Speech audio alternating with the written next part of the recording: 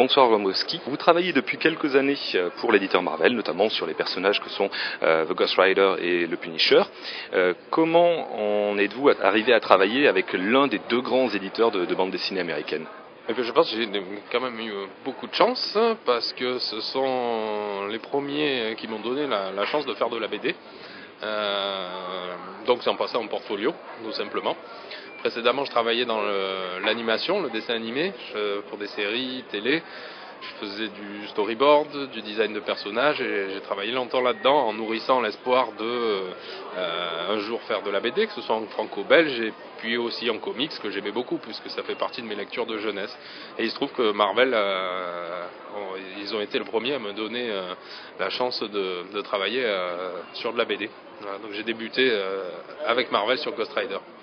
Alors justement, pour parler de ce premier projet, Ghost Rider, est-ce que c'est vous qui avez eu la chance de pouvoir choisir le personnage sur lequel vous avez travaillé, ou est-ce que le hasard a bien fait les choses? Parce qu'on sent que vous l'aimez bien, ce personnage. Oui, effectivement, j'aime bien le personnage. Il se trouve que le portfolio que j'avais adressé à Marvel était rempli de dessins de Ghost Rider parce que j'aimais bien le personnage, la moto, etc. Donc j'ai d'abord fait un espèce de test sur Moon Knight, sur quelques pages, pour savoir si on pouvait travailler ensemble, se caler. Et ensuite, c'est l'éditeur de Ghost Rider, Bruce Itterson, qui m'a contacté pour faire ce personnage, donc j'étais ravi. Vous travaillez actuellement sur le Punisher, donc Ghost Rider, Punisher. Quand même, dans l'univers Marvel, c'est pas les deux héros les plus mainstream. Est-ce que vous avez une préférence pour ces personnages un peu à part, hauts en couleur, qui sont l'un et l'autre en mission? Ils ont tous leur spécificité en étant peut-être les plus extrêmes, les plus noirs. J'ai fait aussi un one-shot de Wolverine. Et effectivement, c'est un peu les trois les plus noirs. Je me suis régalé sur chacune des histoires. Elles ont vraiment chacun leur spécificité. Et je me suis régalé avec chaque scénariste là-dessus. J'ai une affection particulière pour Ghost Rider parce que j'ai commencé là-dessus et le côté motard, l'explosion des enfers, le côté fantôme, ça m'a beaucoup plu. J'aimerais bien pouvoir réitérer l'expérience. Mais après, en attaquant Punisher, j'ai découvert le personnage puisque je connaissais pas très bien et ça m'a beaucoup plu, son côté très très noir, sans super pouvoir et finalement très ancré dans la réalité, juste à peine fantastique. Ça m'a beaucoup plu aussi. Ouais. Alors justement, pour développer un peu plus sur chacun des deux personnages, si on devait resituer un peu pour les auditeurs, vous l'avez dit, vous venez du storyboard et on sent vraiment, que ce soit dans la série In the Blood ou celle donc traduite en français de Ghost Rider, cette sensibilité assez audiovisuelle parce que les deux démarrages des histoires sont très dynamiques, très très cinématographiques. Je pense que ça tient d'abord à la nature du scénario, qui est orienté quand même pour amener le lecteur vers une certaine réalité. C'est ancré dans la réalité. Ghost Rider, ça commence comme un road movie. Punisher, c'est ancré à Chicago, dans une ville. Donc on commence toujours dans un contexte très urbain ou réaliste, en quelque sorte. Donc je pense que déjà à la base, le scénario induit ce besoin d'avoir quelque chose de très réaliste dans l'ambiance. Et ensuite, c'est vrai que je me régale beaucoup dans le storytelling et dans la narration parce que, ayant fait beaucoup de storyboards, c'est vrai que j'affectionne beaucoup le fait de pouvoir développer l'histoire, la raconter de manière la plus claire possible, la plus cinématographique possible. C'est ce qu'on cherche à faire. Et voilà, j'essaie de travailler en ce sens, oui, vraiment axé sur la narration et j'espère la lisibilité. Sur le personnage de Punisher, donc la série actuelle In the Blood qui sort aux États-Unis, qui n'est pas encore sorti en France, vous faites un personnage qui est très habité. C'est un fou, c'est un psychopathe, donc je le vois comme ça. Il est complètement borné dans sa guerre qu'il a lancée contre le crime, contre les méchants. Et effectivement, il doit être, à mon sens, un petit peu dans une dimension parallèle, un petit peu habité, quoi. Effectivement, alors tant mieux si vous le remarquez, ça me fait plaisir. C'est vraiment le but recherché. Alors, auparavant, comme vous l'avez dit, vous avez travaillé dans le dessin animé, donc le storyboard. Est-ce que techniquement, le basculement vers la bande dessinée s'est fait facilement? Parce que c'est pas tout à fait la même chose de faire un premier dessin qui va ensuite devenir un dessin animé et de construire une planche et d'être, on va dire, le maître d'œuvre complet de celui-ci. Oui, alors effectivement, c'est deux disciplines un petit peu cousines, similaires, mais pas les mêmes. Donc effectivement, j'ai eu besoin de faire un travail d'adaptation. Bon, la première raison, c'est que la BD exige qu'il y ait une finition, alors que sur le storyboard, ça reste un croquis un petit peu plus vague et axé sur l'animation. Donc là, il y a déjà l'aspect ancrage et finition qui rentre en ligne de compte. Et puis, la bande dessinée résume beaucoup plus l'histoire. Sur un storyboard, on peut développer toute l'action. Là, sur la bande dessinée, il faut arriver à résumer l'intention. Donc, l'action est beaucoup plus escamotée.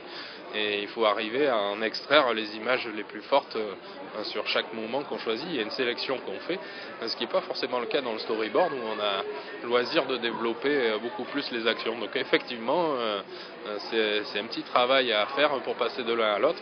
C'est pas tout à fait la même chose. Est-ce que vous pouvez nous décrire un peu comment s'établit la relation d'un dessinateur avec un éditeur américain comme Marvel en fait, quelle liberté vous accorde-t-il, comment cela fonctionne-t-il? Eh bien, les relations se résument à des échanges par email.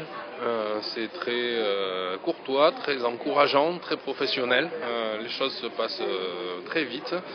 Je reçois le scénario, je fais valider une ébauche, la narration essentiellement, c'est là-dessus qu'on se met d'accord.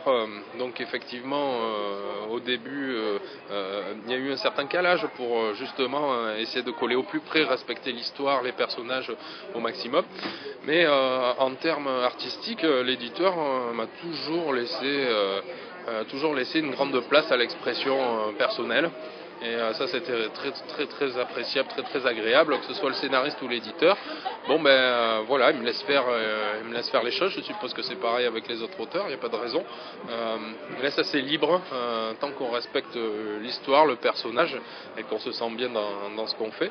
Il n'y a pas de jugement de valeur artistique. On le fait, bon, ça marche pas, et voilà, on continue ou on s'arrête, mais voilà, il y a une grande liberté et un dialogue très succinct et efficace. Qu'est-ce qui a suscité, selon vous, cet intérêt chez des éditeurs américains pour des dessinateurs de l'Hexagone? Parce qu'en fait, s'il y en avait eu par le passé, on a remarqué quand même une certaine accélération, notamment dans les 10 dernières années. Écoutez, moi je vois deux raisons à cela. C'est d'abord, d'une part, la communication. Bon, Internet permet de faire travailler les gens chez soi, alors qu'ils soient aux États-Unis, au Chili, en Espagne, en France ou partout ailleurs. Bon, ça ne pose aucun problème puisqu'on travaille en direct. Donc déjà, c'est un gros avantage par rapport à il y a 10-15 ans. Et puis, il me semble assez logique que les auteurs européens, extra États-Unis, se mettent aussi à la discipline du comics parce que il y a un mélange des genres, qu'on le veuille ou non. On est abreuvé de BD à l'international maintenant, que ce soit le manga, le comics, la BD franco-belge, italienne, espagnole, etc. Il y a un mélange des genres et du coup les ponts se créent, se font et voilà, ça me semble logique que des dessinateurs européens, sud-américains, japonais puissent travailler dans le comics et inversement, et a fortiori des dessinateurs français. Alors parlons un peu de votre avenir pour terminer cette interview. Là, vous avez eu la chance donc, de travailler sur deux personnages qui vous intéressent, le Ghost Rider et le Punisher. Comment voyez-vous votre avenir chez Marvel? Toujours avec ces personnages-là très typés, ou bien pourquoi pas demander à vous lancer sur une autre série, d'autres personnages, donc peut-être plus mainstream? Alors, sur les différentes séries, c'est toujours agréable de pouvoir changer évidemment d'univers, essayer une chose, l'autre.